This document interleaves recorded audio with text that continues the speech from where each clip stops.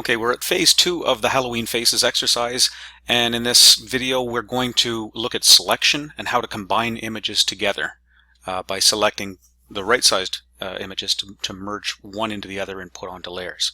So step 1 of this, now that I've cropped this image down, it is a really smart time to clean up the image with regard to the lighting and enhance, adjust lighting and levels. Brings up a histogram that shows you all of the pixels that are present in the image, including those that are white and those that are black and everything in between. And a smart idea is to start every image by taking the white slider and making sure that if there is, imagine if this is a mountain and this was the shore, think of this as a little sailboat. You want to have it come right to shore, and in some cases if you want to flare out the background a little bit, you may want to actually drag it right into the mountain about here, and you'll notice that the background becomes much brighter. The black, same story. If you want the blacks to be true black, you can bring them in. Don't go too far or it starts to corrupt the image. But again, just imagine this is a little boat going to the shore. And the center slider is the midtones in between. So if you notice that there's not enough detail in something that's dark, you can drag it one way or the other, but recognize it's going to flare out the other colors there. So I'm going to bring this back till it's just about a comfortable level for the face. That's what I want. So right about there and say, okay. And that's adjusting the levels. Next phase, I'm going to want to use selection tools to remove the subject from the background and to create a non-destructive layer. I want to preserve that background in case I have to fix something on it. So I'm going to use the Quick Select tool. Quick Select tool is right here. And the art of this thing is just to make a brush size that gets in there and paints over the things that you want to select. And here's a little tip. Use the square bracket tools and you can enlarge the size of the brush to an appropriate size. So I've got a nice big brush and it makes it really easy. I'll shrink it down a little bit. I keep one finger on the bracket tools and one on the mouse, and I can move these things appropriately and just try to catch these things. Now if you miss something, or if you select too much, and that happens all the time, there's a couple of solutions to it. Oh, better get all the way up there. I can see, for instance, right here in my finger, that should be a hole that's going through there. So I'm going to use the smaller square bracket to get right in there. And instead of just clicking, because it has a little plus in it, if I hold down the Alt key, Alt on your keyboard is right by the space bar, and click, I can reverse select, that is deselect, the parts that I don't want. So you can check these things. And if you want to move around the image, hold down your space bar and it temporarily turns your cursor into the move tool. Actually, not quite the same as the regular move tool, it just sort of shifts things around. It's the equivalent of that hand tool. I guess they call it the hand tool.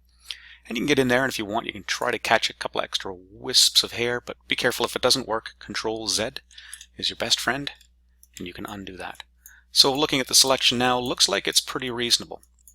And all the way up. I know there was some parts up here where the bulldog sort of flared in to the background, like right here. Here's another trick. Using the lasso tool, I can draw an area around here to select. If I hold down the Shift key, I get the little lasso with the plus. Shift lets me add to the selection. So shifted lasso lets me draw where I know that bulldog should be popping out. And I got another little element here. So that's looking pretty good. And I'm going to try one more trick for proper selection, and that is under the Select tool, I have here something called Refine Edge, and this is certainly worth doing. Under Refine Edge, I can ask it to ruby out the part that hasn't been selected, and I can now make subtle adjustments like smoothing and feathering, and I think it retains these settings. So I've got my smooth set to about 3 and my feathering to 1. And that means that it is going to not be too literal. It's not going to give me jaggies around the outside of a selection. It's going to try to be smooth. And the feather means it's going to blend or blur a little bit of that edge over a 1 pixel margin all the way around the outside edges of where things have been selected. And I can see it looks like I'm going to miss a little piece there up on the finger. So I could, at this point, cancel, go back to my, actually I might as well use my lasso. Instead of selecting with the Shift, I'm going to deselect by holding down the Alt key again, and I'm just gonna see if I can take a little notch out of that. That's a little better. And if I want to smooth that part, it looks like some of this got lost, so I'll add that back. Good, seems to be doing the job. I'll refine the selection again, select, refine edge, ruby it out, looks like I got the selection, and it looks to me like this is a pretty good selection all the way across. So I'm just going to say, okay, there's other options that you can play around with Refine, but I've got a decent selection now. And I'll double click the hand tool to see what I get. And now I want to pop my selection to its own layer. That's Control J. And I can turn off the background just so I can see the selected only. And I always like to put in a new background so I can double check the selections and choose some sort of a background that'll go in there. And let's see if I can find something here.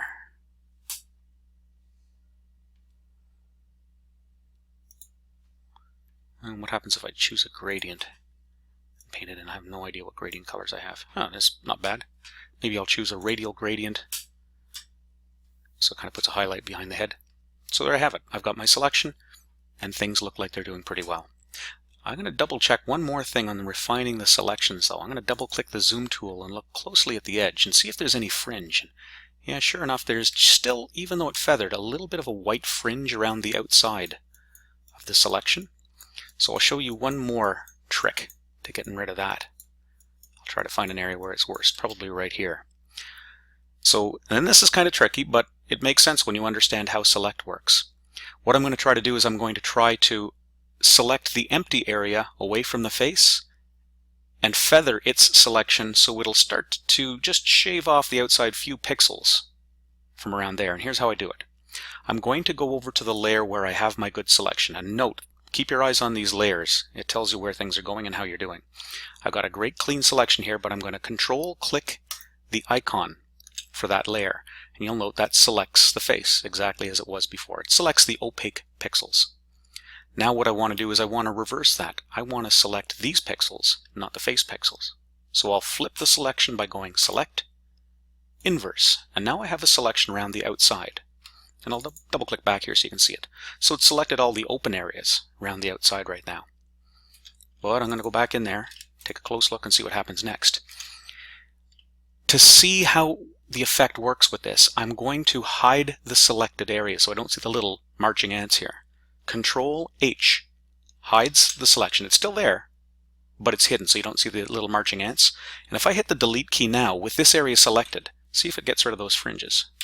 Oh yeah, not bad. Just a simple delete. Now if you want to try something more subtle, I'm going to undo, Control Z. I'm going to use a select feather. I'm going to feather it by 1 pixel. I'll hide the selection again. It looks the same, but it's softening that edge a little. And if I hit delete this time, it's a little more subtle. You can do this in a couple of steps. 1, maybe 2 taps. And it might be exactly the same as not feathering it at all, but usually it lets a little bit of a blend take place on this picture, so it looks like the subject blends into the background a whole lot better, and you get a nice realistic selection. So that's selecting, and that's all the tools. We'll go on to the next phase, which is combining the elements and doing some coloring and blending in the next video.